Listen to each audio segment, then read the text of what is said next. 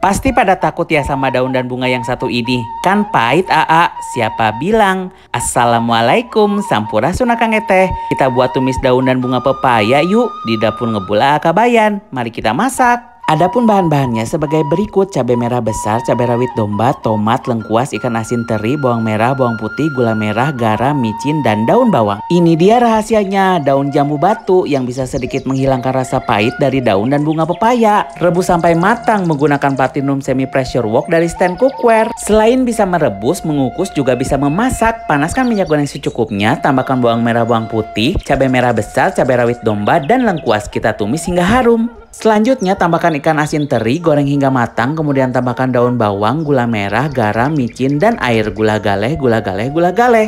Setelah belek-bek, tambahkan daun dan bunga pepaya yang sudah dipotong dan dicuci bersih. Dan jangan lupa tambahkan tomat, gula galeh sampai merata. Selamat mencoba!